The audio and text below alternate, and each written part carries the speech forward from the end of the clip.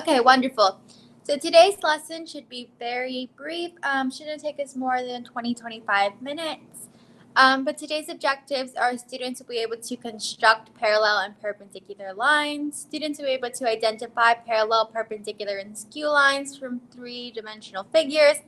And students will be able to solve problems involving the distance from a point on a perpendicular bisector to both endpoints of the line segment. So basically, a lot of today is review from what we saw in Unit 2, I want to say. And the new thing that we're looking at today is what are skew lines. So today, the gist of what we're going over is parallel lines, perpendicular lines, and skew lines, and how we can use that information to solve different problems. Does anyone have any questions before I begin?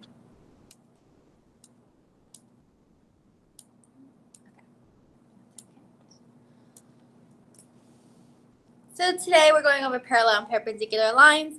This is Unit 3, Lesson 3. We did Lesson 2 and Lesson 1 through Edpuzzle. If you haven't done those yet, they are linked in Classwork tab, Unit 3, and I will go ahead and review these different lessons on Wednesday. Okay. And give me 1 second so I can mark attendance because I did see someone else join. Okay, wonderful. So here's a review of parallel and perpendicular lines. In Unit 2, we learned that parallel lines are coplanar lines that do not intersect. Coplanar meaning on the same plane, co meaning together on the same plane. They're lines that do not intersect, so they never intersect. Perpendicular lines, on the other hand, are coplanar lines that intersect to form right angles or 90-degree angles. So when two lines intersect at one point and create a 90-degree angle, they are considered perpendicular lines. If those angles do not intersect at exactly 90 degrees, then they are just considered intersecting lines. Lines are only perpendicular when they intersect at a 90-degree angle. Is there any questions still about parallel or perpendicular lines?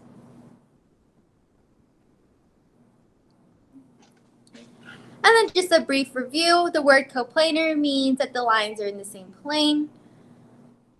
And a plane in Euclidean geometry is defined as a two-dimensional object that extends indefinitely in both of its dimensions, specifically length and width, and does not have height. And we looked at this in Unit 1. Any questions still about what it means to be coplanar or what a plane is?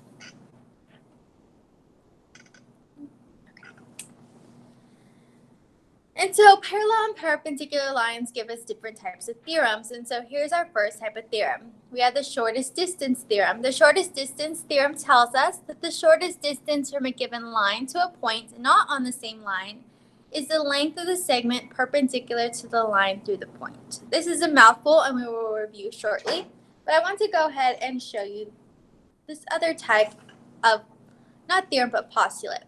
The parallel postulate tells us, given a line and a point not on that line, there exists one line in the same plane that passes through the given point and is parallel to the given line. So let me go ahead and review that theorem and that postulate for you. Let me share my other screen.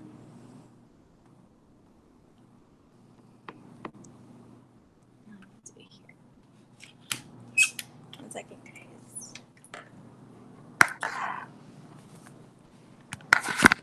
Okay.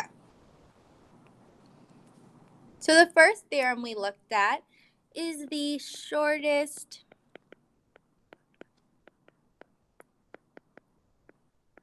distance theorem. Oops.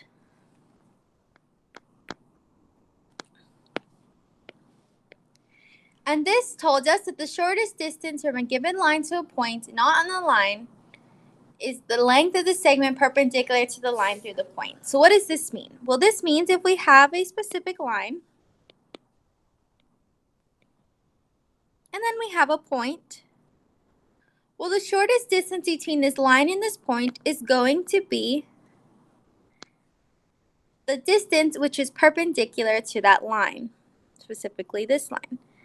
And we know it's perpendicular means at 90 degrees. So the shortest distance between this line and this line is the line that cuts that line perpendicularly at 90 degrees. Okay? That means that this is not the shortest distance. This is not the shortest distance. The shortest distance between this point and this line is this perpendicular line right here. Does anyone have any questions about the shortest distance theorem still? Look in the chat box. Any questions? Okay. The parallel postulate, on the other hand, tells us that if we start with a line and a point, and we wanted to create a line that was parallel to this given line, well, all we would have to do is draw a line between that point. In doing so, we create two perpendicular lines that never intersect and instead remain parallel. Does anyone have any questions?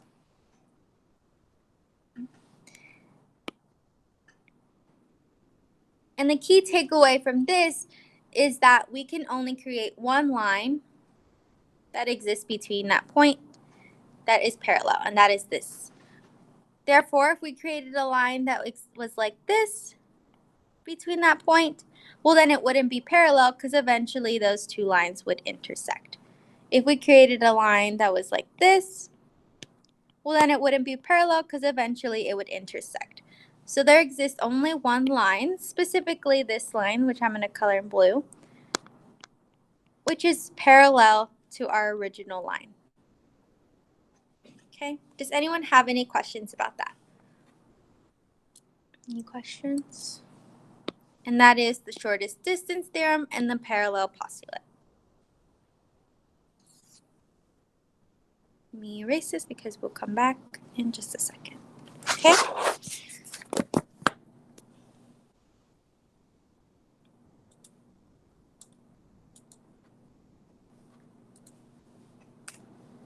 So now we're going to look at skew lines.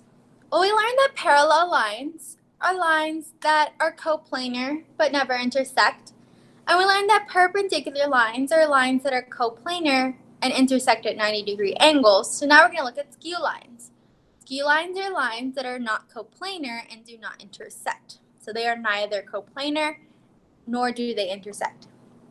So in this diagram, we have plane R and plane W. And remember, we named these planes by these italicized letters. So here we have plane R and plane W, which are parallel. They do not intersect with one another. Well, we have two lines on these planes. We have line DE and FG. Those two lines are on different planes, so they're not coplanar, not on the same plane, and they also do not intersect. They do not intersect with one another. Therefore, line DE and FG are skew lines. Perpendicular lines that we learned about a little while ago are not skew lines, well, because they're in the same plane. And parallel lines are not skew lines because they are in the same plane. So skew lines are not on the same plane and do not intersect. So we're going to look a little bit more at this right now. Let me share my screen. Do this. And go here. Okay. So here's an example of a three-dimensional object. And from this object, we should be able to identify any parallel lines, perpendicular lines, or skew lines. Well, let us remember that parallel lines do not intersect. I'm using this as an X. Do not intersect, but are coplanar. Perpendicular lines do intersect and are coplanar. And skew lines do not intersect, but they are not coplanar. And so what we want to do is use this diagram to identify each of these different types of lines. And so first we'll look at parallel lines. Well, we're looking for lines that do not intersect but are on the same plane. So we can look at B, plane B. When we look at plane B, we can see that we have two sets of lines, line L and line M, but they intersect at 90 degrees. Therefore, they are not parallel lines. Now we can look at plane A. And we can see that on plane A, we have three lines. We have line P, line M, and line N. All these lines are on plane A. But the only two lines that do not intersect are line P and line M, and therefore we have our parallel lines. Line P and line M are parallel because they do not intersect, but they are also on the same plane. Okay. So now we can identify perpendicular lines. We need lines that do intersect and are coplanar. Okay. Well, more specifically, we need lines that intersect at 90 degrees. And we can see that we have an intersection at 90 degrees, which is labeled by that box right there. It looked like that, which indicates that we have a 90-degree angle being created. And so we can see which lines create the 90-degree angle. Well, it's line L and line N. So they do intersect. Now, are they on the same plane? Well, yes, line L and line M are both on plane B, so they are coplanar. So perpendicular lines are line L and line N. Okay. Now we'll get into skew lines. Skew lines must never intersect and they must not be coplanar, so they must not exist on the same plane. Well, the easiest way to find skew lines is that you need one line to be on A and one line to be on B, because that indicates that they are not on the same plane. So we'll identify P as one line on A, and now we want to see that it is L that is the only line that is on that isn't on A but is on B. So we have line P and line L, which are skew lines. The reason that I couldn't say that line N was a skew line with line P is because N is on both A and B, and I need a line that is only on A and only on B. Okay. So I will identify, I'll just erase it and do it again so it's easier to see. I need one line on A, so I'll do M. One line on A, M. And one line on B, and only B, and that is L. So my other pair of skew lines is line L and line M. Again, the reason that I can't say it's M and N is because N is on both A and B. And because it's on A as well, then that means it can't be skew because they cannot be coplanar. Does anyone have any questions about parallel lines, perpendicular lines, or skew lines? Questions? Let's see. Questions? No? Okay.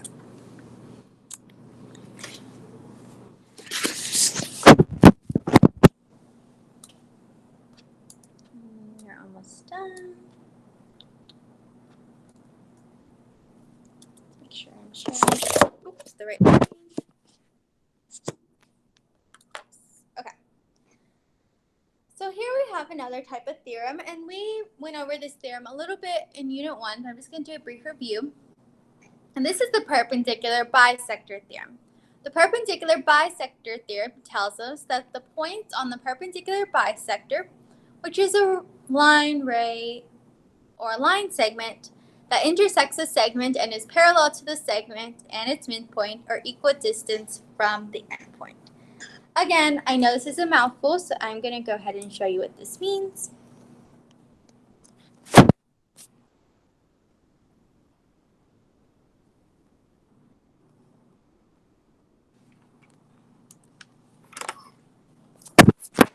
Okay. So we're looking at the perpendicular bisector theorem.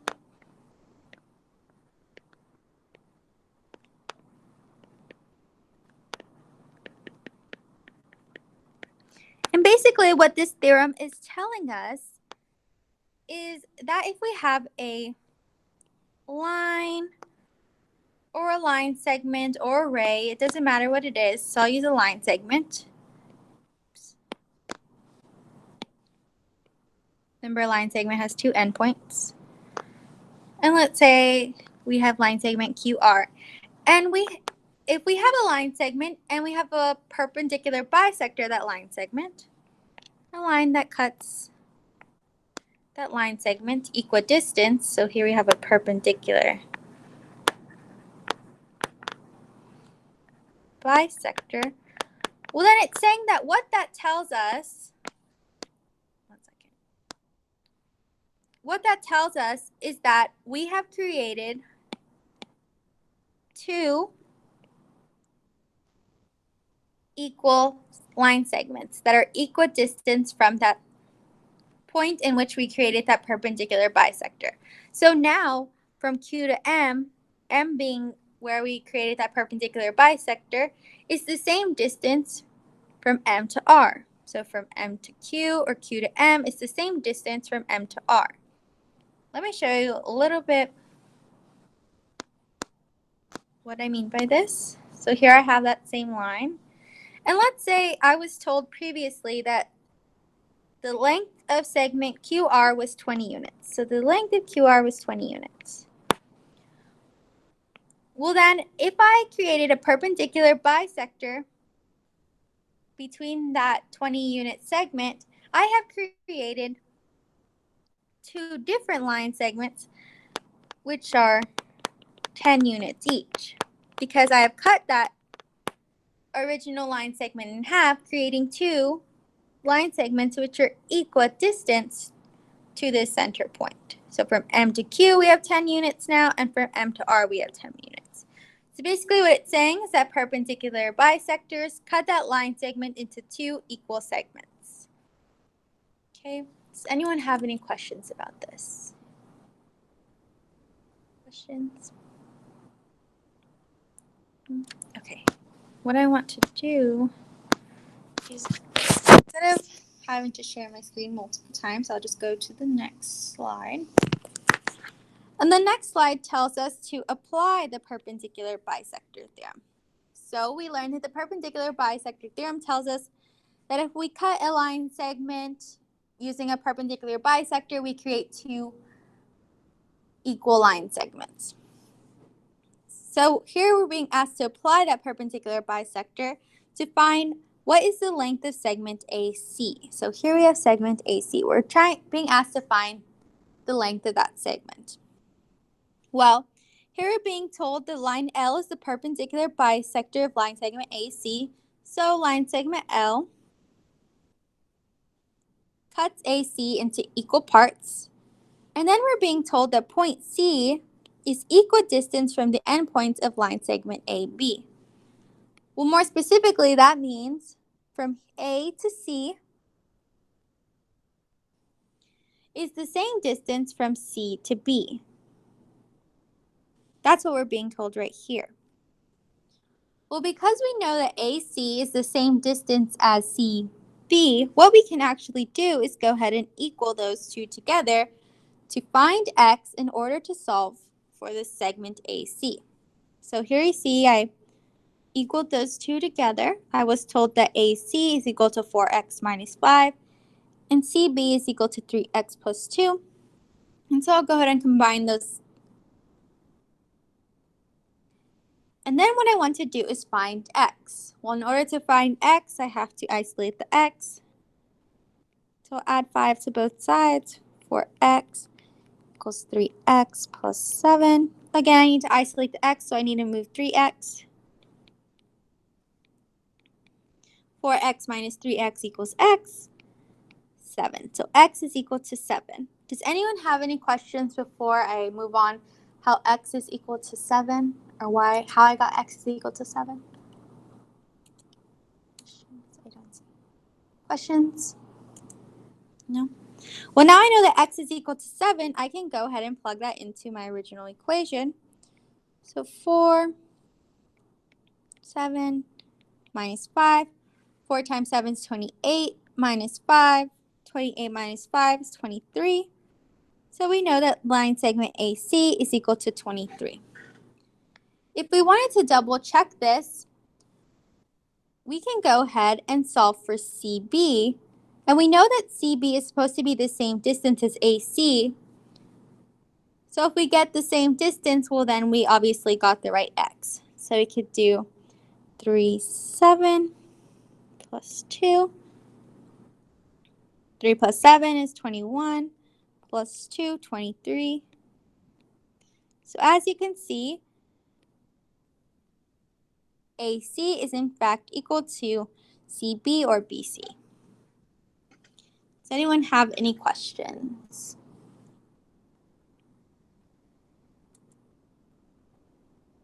And I'll just move on here, because again, I don't want to overshare my screen. So the next slide talks about the converse of the perpendicular bisector theorem. And the converse of the perpendicular bisector theorem tells us if a point is equidistant from the endpoints of a segment, then it is on the perpendicular bisector of the segment. So what does this actually mean? So let me erase this, and you'll see that it's fairly simple.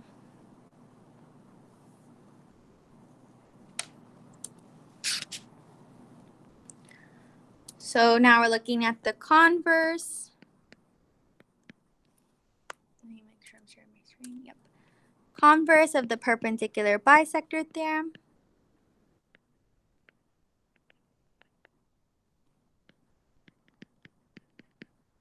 And what this is saying is that if we have a line segment, say line segment AB, and then we have a point P, which is equidistant from endpoint A as it is from endpoint B, so those distances are the same, well then what we can tell from that is that that point can actually help us create a perpendicular bisector,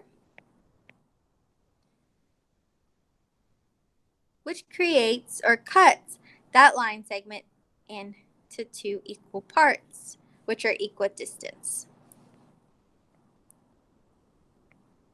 So basically, because P is the same distance from A as it is from B, we can use point P to create a perpendicular bisector. And we know that perpendicular bisectors cut this line segment in half to create two equal points. Does anyone have any questions about the converse of the perpendicular bisector theorem? Any questions in the chat box? No? And now we're just going to do a brief review, and then we'll be good to go.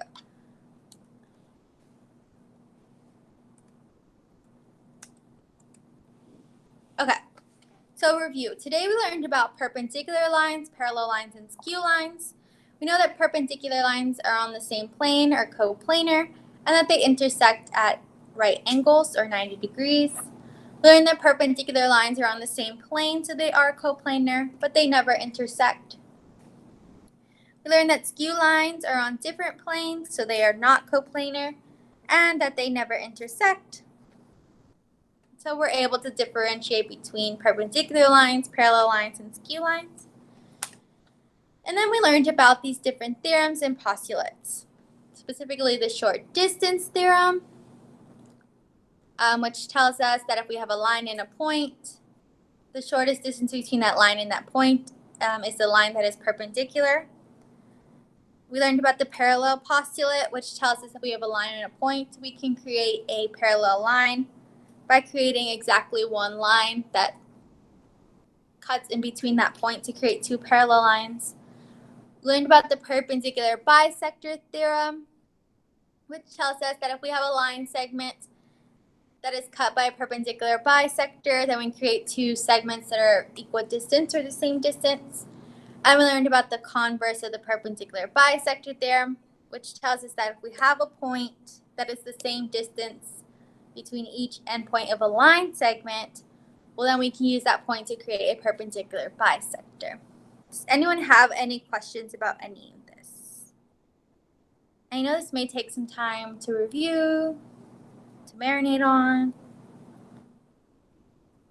Does anyone have any questions as of right now? Okay. And here are our glossary terms. We have parallel lines, skew lines, perpendicular lines, and perpendicular bisector. And so if you haven't done so already, please submit your due now by tomorrow at 11:32 a.m. And then tomorrow you'll be working asynchronously on independent practice problems. Again, you can do this on Ingenuity, Google Classroom, on pencil and paper, and then submit through me to email. I have posted these independent practice problems already in case you guys want to get a head start on those.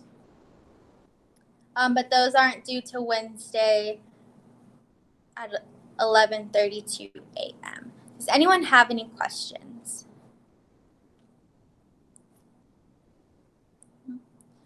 Okay, because we finished early, if anyone needs any help with any of the content we've learned thus far, go ahead and join Content Mastery with Miss Miena, and she can help you review or just get any help that you need thus far. Okay? Any questions? If there's no other questions, you guys may log off, and thank you for coming today.